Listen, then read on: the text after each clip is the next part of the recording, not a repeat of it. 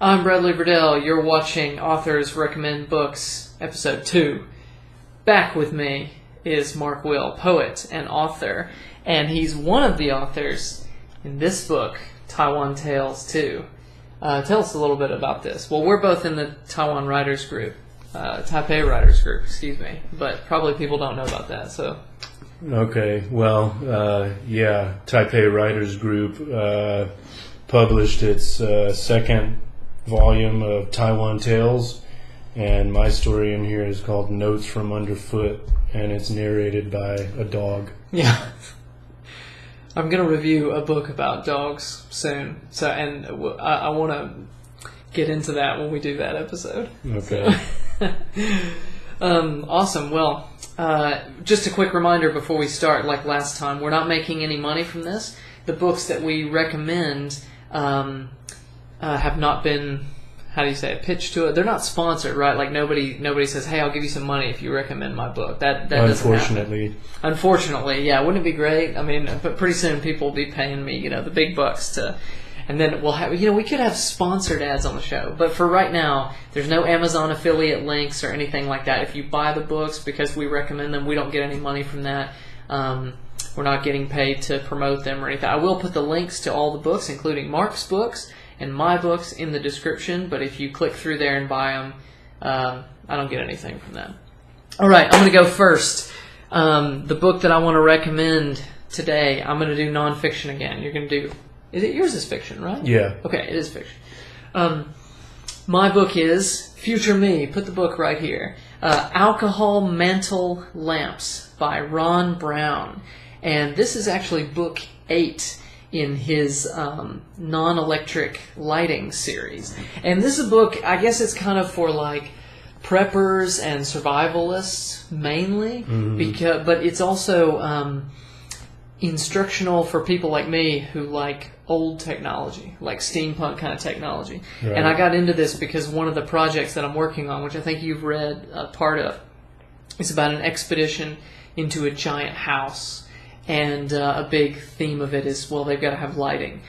So, they don't have to worry so much about fighting the elements like in most wilderness survival situations because they got a roof over their heads. They don't have to worry about rain. They don't have to worry about things like that. But light is a constant issue. So much like Jules Verne's Journey to the Center of the Earth, light is a constant priority on this mission. So I wanted to research about old lighting technologies. And, Mark, what do you think is the ultimate survival fuel? The ultimate survival fuel? Yeah, like there's a zombie apocalypse or the end of the world or something. What would you like to have? Like a lot of kerosene or gasoline or Coleman gas or what? I haven't thought about it. I'm guessing I should have. Yeah, you should have. Well, maybe you're not, you're not from, well, I'm from Tennessee. Maybe we have a lot more survivalists there. I don't know. But, alcohol may be the most amazing survival fuel. Why? Because you can make it. It doesn't degrade in storage either. Mm-hmm. So, if you've got a bunch of gasoline or something, you want to store it for a long time, it's going to go bad. But alcohol basically doesn't degrade in storage. And in a long-term, end-of-the-world type scenario, I guess, you could grow your own stuff. So, vodka is made from potatoes. Bourbon is made from corn, Scotch is made from barley, rye is made from rye, obviously. And also something I didn't know about is low carbon monoxide out of it. So the author mentions in this book there's a company that makes NBC survival shelters, which is nuclear, chemical, biological, I think, something like that. Anyway, these underground shelters for survivalists, they use alcohol stoves because they don't want the carbon monoxide. But I came across alcohol as a fuel as a hiker. I do a lot of hiking, and a lot of people have moved away from isopropane canisters or isobutane canister stoves to just alcohol because they can make an alcohol stove that's lighter. Mm-hmm. But the problem with it is that you can step on it and crush it. You can make an alcohol stove out of a tin can or a soup can. But then I was literally, I was with two friends, we were hiking, and a friend of mine had made an alcohol stove, and he was experimenting with it, and the other guy in our group stepped backwards and just crushed it. And we said, and we've determined the con of the backpacking alcohol stove. But anyway, it's fantastic book, mainly because the author's style is great. This guy, Ron Brown, I've read several of his books. I haven't read all 9 of his books, but I probably will shortly. This is the last book in his series, but basically, I mean, in this series so far, he might be working on more. But his style is, for something as technical as like antique lanterns and antique, kerosene lanterns or alcohol mantle lanterns or whatever, he's able to break it down into such layman's terms that anyone could understand it, even though it's quite technical. And he just makes everything so simple, and he's got a wit and a humor to the way he writes. It's just fantastic. I really love it. But anyway, what to say about this? The other reason alcohol is such a great fuel is if there were like a short-term survival event or something like that, you can pretty much always get alcohol cheaply to burn in a mantle lamp. Or make it. Yeah, you can make it. So like in my books, like in sort of Victorian era or Edwardian or prior eras, they can make it, but it's also just easier to get hold of. So for example, like you can buy isopropyl alcohol at Walmart, or at any drugstore, which is just rubbing alcohol, or something that's like 91%. Like I use it to sanitize my hands all the time, like 91% alcohol spray. Yeah. You can use that in these lanterns. You can use dry gas, which is like in automotive sections of things. It's methanol, basically, I think. Shellac thinner is denatured alcohol. Those alcohol camping stoves use denatured alcohol. But anyway, what's the difference between, have you ever heard of a mantle lantern and how it's different than a regular kerosene lantern? No, I have no idea. Yeah, I don't do much camping, or I'm an indoor kind of guy. Yeah,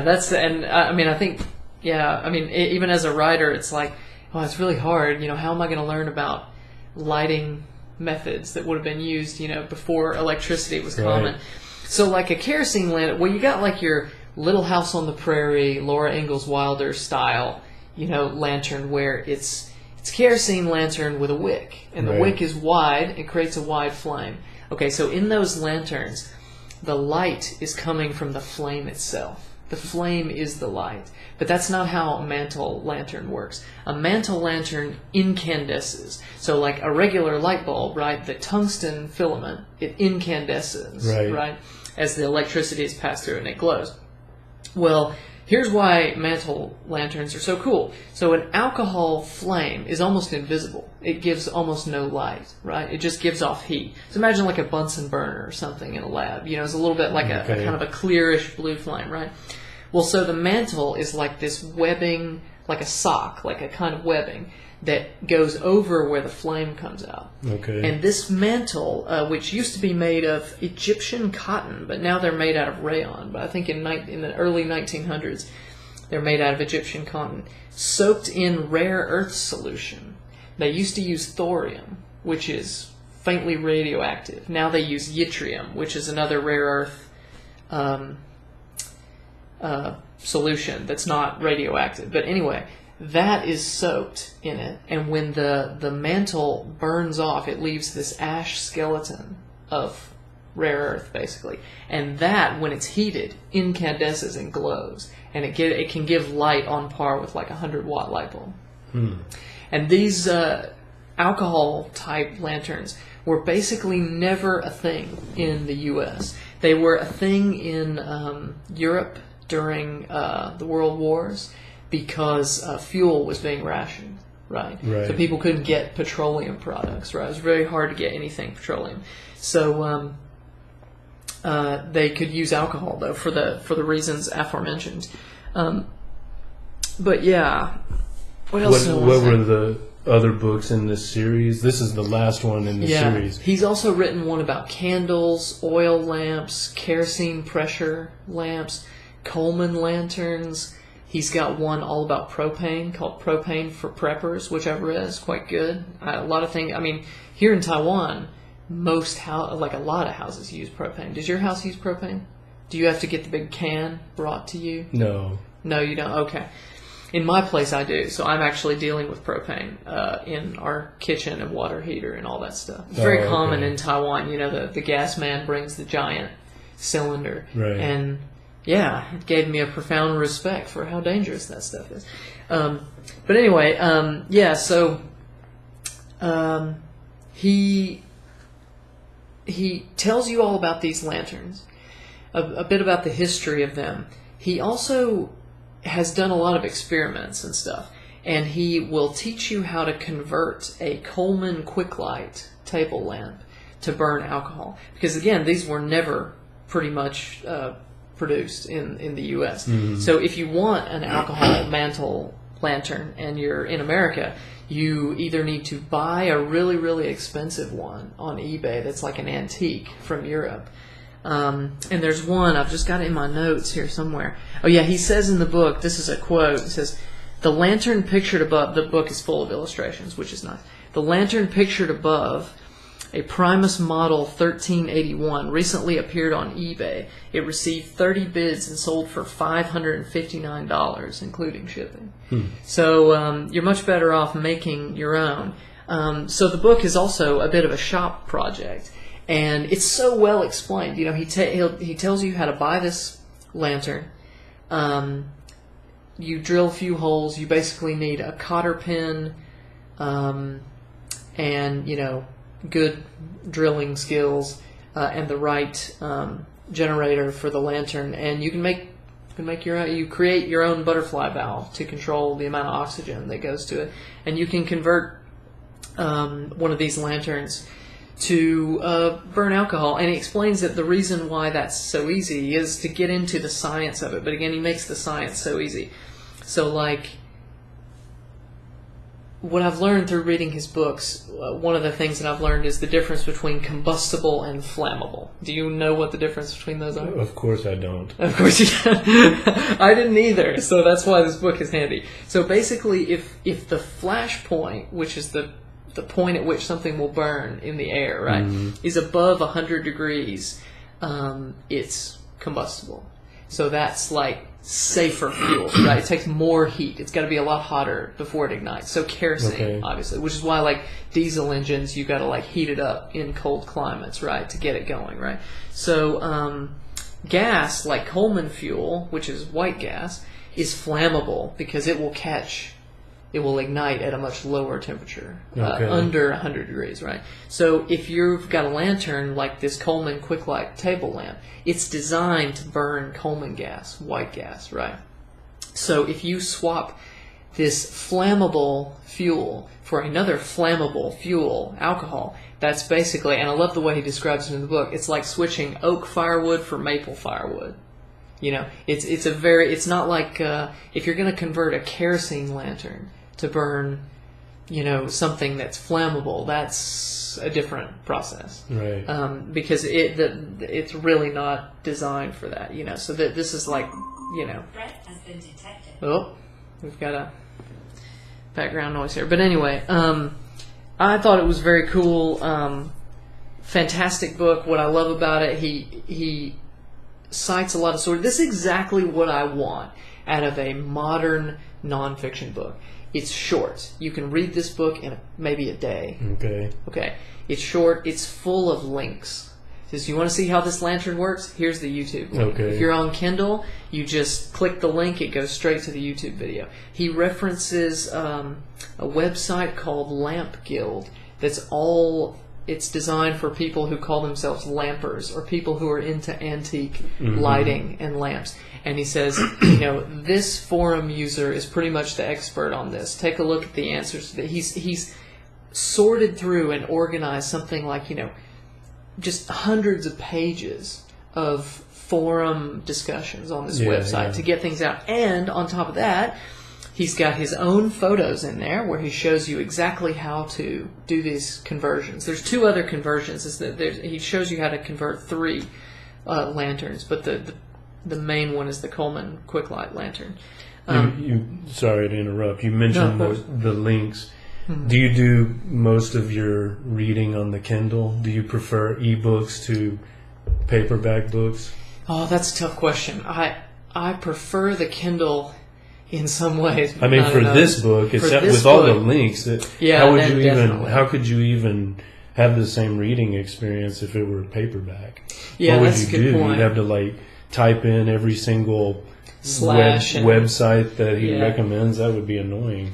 Yeah, that is a pain. I find that for non-fiction, Kindle is okay. I don't mind reading ebooks if they're non-fiction, but for fiction, I don't like it at all. Really? Yeah, for whatever reason, I find that I can't retain, I can't remember what I've read in the ebook format if it's fiction. I don't know why that would be the case, but I much prefer to have a hard copy paperback in my hands, Yeah. There's something about the tactile quality, just holding a book with pages, that appeals to me. But for a nonfiction book like this, with all the links and the photos and so forth, I can see how an ebook would definitely be preferable. Yeah, I tell you, I think mainly, I like it for convenience because, we live out of the country. The fact that I can have an entire library right here when I'm on the train, when I'm in the doctor's office, when I'm, just whatever I'm doing, when I'm sitting at a restaurant and I don't have to worry about getting my books dirty or crushed up in my backpack, so I can just take it out of my backpack and go. But I totally agree with you. I love to use a physical highlighter and highlight books because then I can pick it up off the shelf and I can quickly flip to what I want to find. I don't have to scroll through and look for my highlights or hit, menu, go to, and then sort through my highlights and then click on it and go to that page. But that is one thing I find convenient, like even if I've taken notes or underlined or whatever in a paperback, and I can vaguely recall, the phrase that I want to refer to, I can't always locate it easily. But with an ebook, you can just search that particular phrase and it's right there. Yeah, that's right. I mean, that's I love being able to hold down on a word and get a definition for it. Or just highlight it with your finger. Yeah. But again, I don't know why it would be the case, but for fiction, it's just it's a totally different experience, and I have trouble appreciating a work of fiction in the ebook format as much. I don't know why. The other thing I wanted to ask you is, are you a completionist? And by that I mean, this is a series of, 9 books you said? Yeah. So is it essential for you to read all 9, or are you fine with just picking and choosing? Because I'm the sort of reader that if I'm going to commit to a reading project, I'm reading all 9 from start to finish in order. Yeah, no, I'm not a completionist in that regard. I'm one of these readers. I know some people will, it's kind of like in the olden days when people used to rent movies, from Blockbuster or whatever. People would say, I rented this movie, even though it's terrible, I got to finish it. Right. You're not like that. No, and I know people who are like that with books. They're like, this book is 500 pages and it's boring as hell, but I'm going to keep reading, get to the end. I'm like, no, if it doesn't hold my interest, I'm done. So all my recommendations are books that I like were page turners. Right. It's very rare that I'll abandon something that I've started, because I feel like there was a reason why I decided to embark on this journey, so I may as well finish it. Maybe there will be something near the end that appeals to me, and usually there is, but I understand not wanting to waste time. I mean, if you feel from the beginning, no, this is not for me, then just. And I'm reading for research purposes. So like his like a book about Coleman lanterns when I'm writing, a steampunk story that involves alcohol mantle You want a lamps. specific piece of information. Yeah. This was actually the first one I read. I read his his book 8, which is this one, and then I thought, man, this author is great. I want to read his other stuff. So I went back and read other stuff that wasn't for research purposes, but just because I enjoy it. He does. I believe he's a petrochemical engineer, or he worked in the petrochemical industry for a long time. He's mentioned something about that.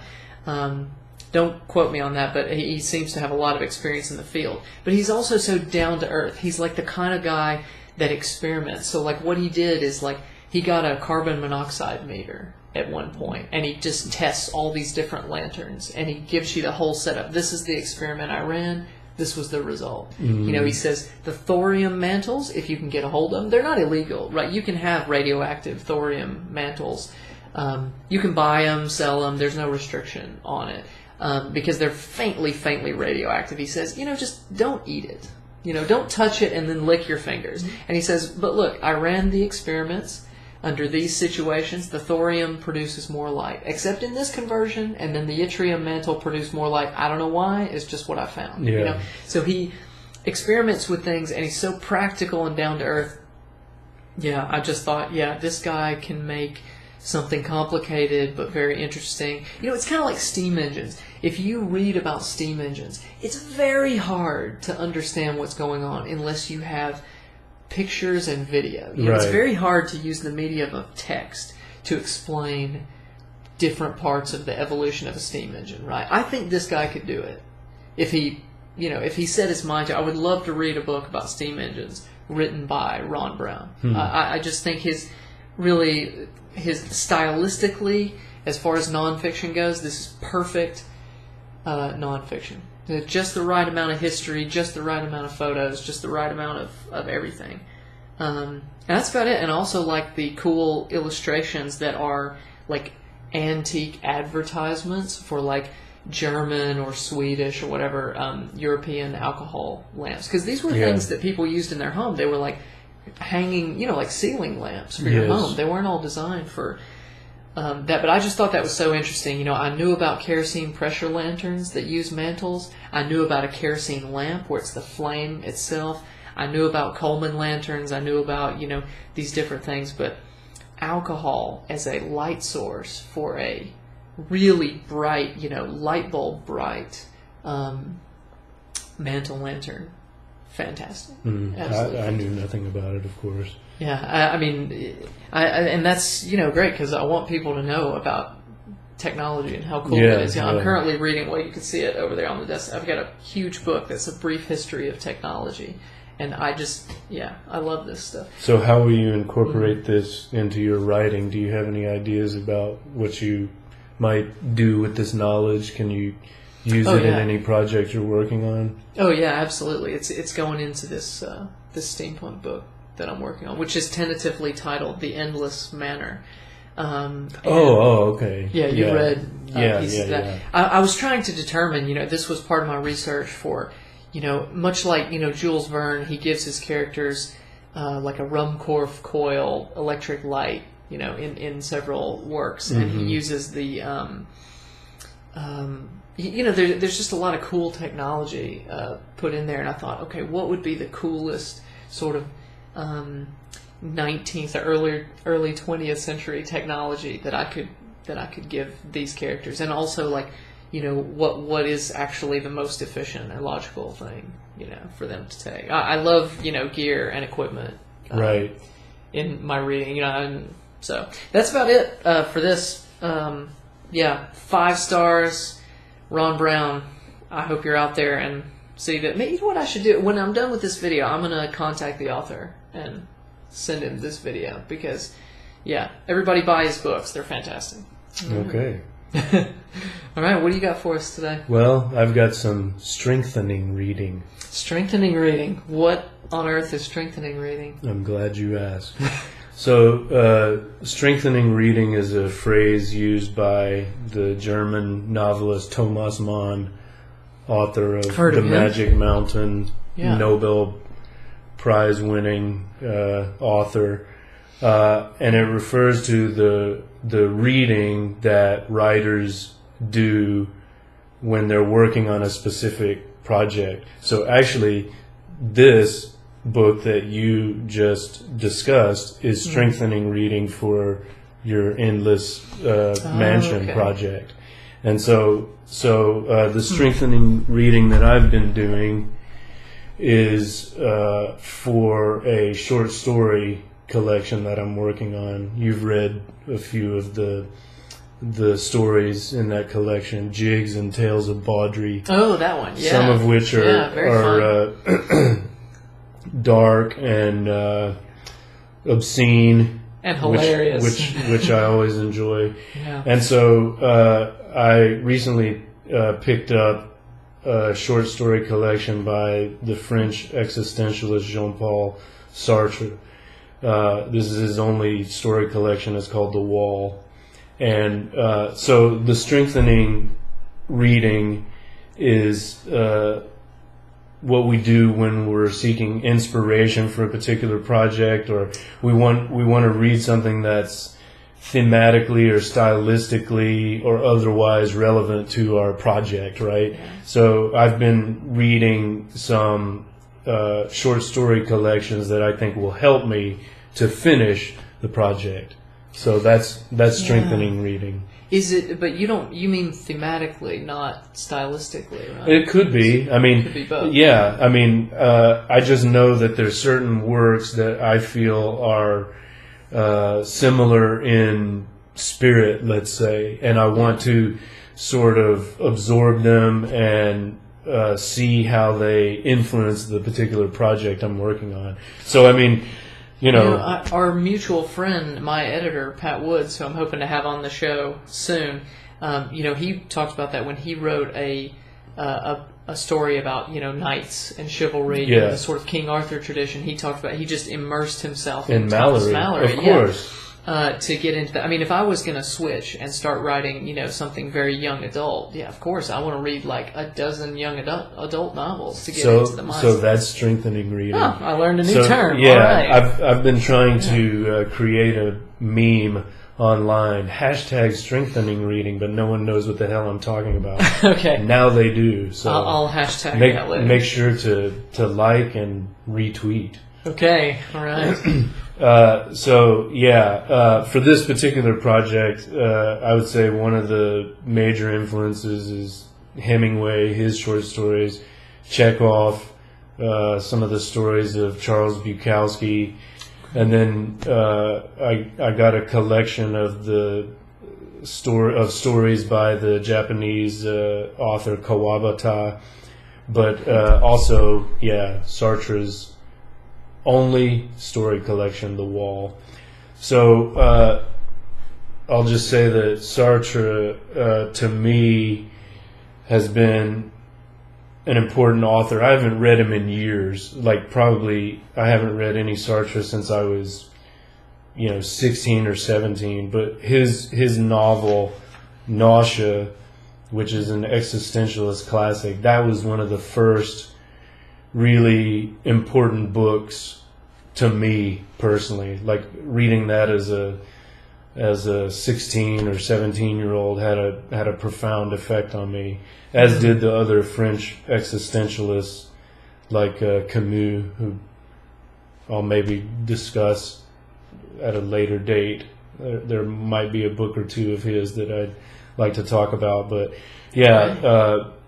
Nausea and it's a great novel, and then some of his philosophical essays, Being and Nothingness, and various other philosophical and political essays greatly impacted me when I was just beginning to try to write myself. In fact, in some ways, Nausea probably inspired me to want to write. So it's quite interesting to return to Sartre after all these many years. I won't tell you how many, but it's been a few. I mean, I really had not read him in a long time or thought much about him. But so it was really fun to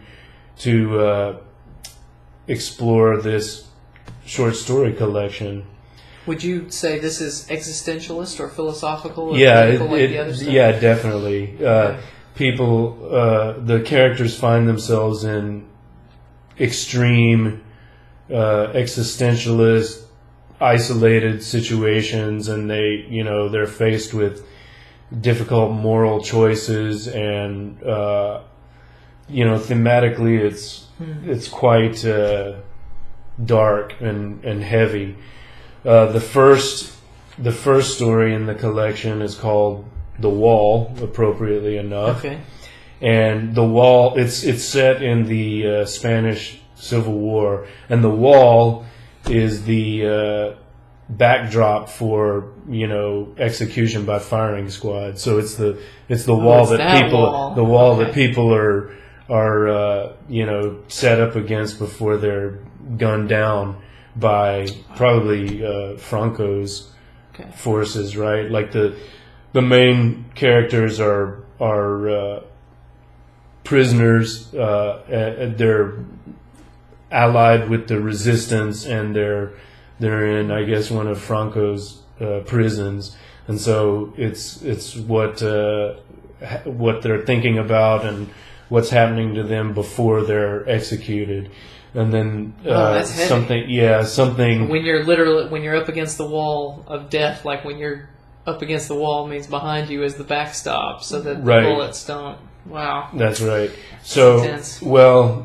Something happens at the end, and the central character receives a reprieve, but I won't explain why.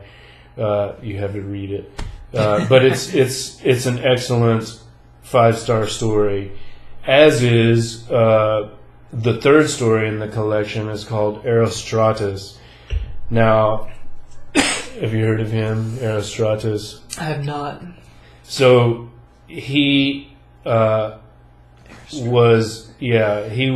an ancient Greek famous for burning one of the 7 wonders of the ancient world. Like, he just burned it down. And when they asked him why, he said, well, I couldn't think of anything else to do to become famous. So an Erostratus is a person who commits some sort of outrageous crime in order to become famous and have his name, or infamous, right? Yeah. Have his name live on forever. So it's like mass shooter talk. Exactly. They want the notoriety. Right? Yeah. Some of them do. Yeah. And so Sartre's Erostratus is a modern French version of that ancient anti-hero. I mean, Erostratus, I guess in a way, is the first anti-hero. He's sort of a predecessor of really some of the anti-heroes of existentialist fiction, like the hero of Camus' The Stranger is also someone who commits a crime, and then Dostoevsky's anti-heroes or forerunners of the French existentialist heroes. But anyway, in Sartre's story, this modern French Erostratus totally botches his plan. But again, I won't tell you what happens. But it's also an excellent 5-star story. The other 3 stories in the collection are not quite as good. I'm afraid. The Room, the second story, is rather forgettable. Intimacy, the 4th story, is decent. There's some interesting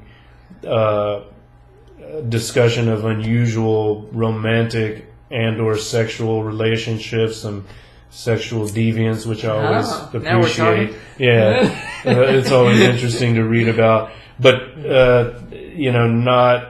not of the same quality as the other 2. The last one is called The Childhood of a Leader, and it's a good story. It's a bit too long, but it's interesting because it deals with a young man who is seduced by an older homosexual poet, and afterwards he regrets it and feels ashamed and embarrassed, and to sort of compensate for the feeling of shame that he's dealing with, he becomes, I guess, hyper masculine. And you okay? I'm okay. He becomes hyper masculine and joins like a fascist, anti-Semitic organization. He goes looking for Jews to beat up on the street. Quite a disturbing story. Some interesting issues are dealt with, but it's a bit long, so it's not quite as good as The Wall and Aristratus, which. But these all seem very psychological, you know. Oh yeah, they really seem to be on the extremes of psychological issues. Yeah. So Yep, and that's the existentialist project, to put people in these extreme situations and in fictional situations, see how they react and what they do. The results are not always pleasing. It's often quite disturbing, but fascinating to read. Have you ever read Roald Dahl's story, The Lamb to the Slaughter? Sorry, just Lamb to the Slaughter. There's no "the" on it.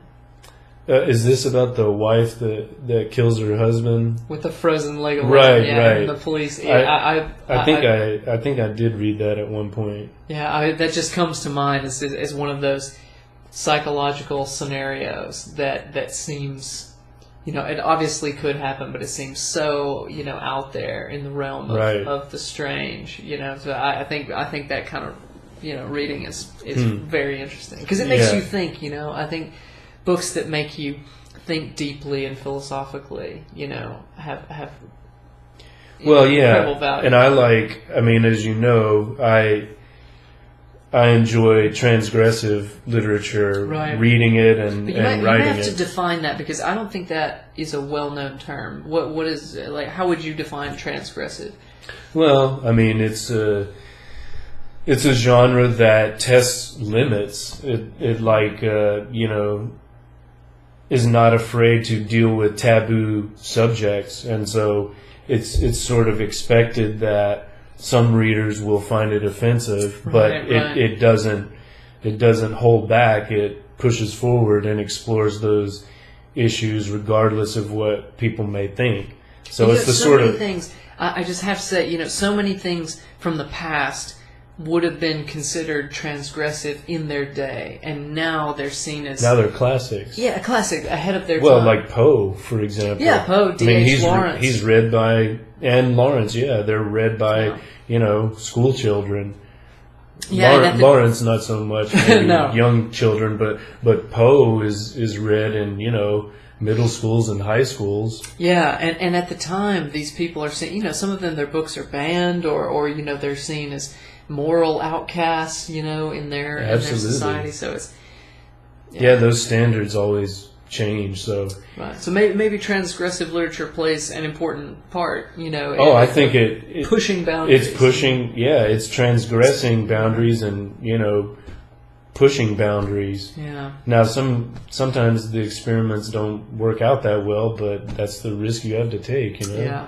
That's right. So, in closing, I'll say overall as a collection, I would probably give The Wall 4 stars because 3 of the stories are not as strong as the 2 that are excellent 5-star compositions. But as Chaucer says, if you don't like one story in a collection, move on to the next one.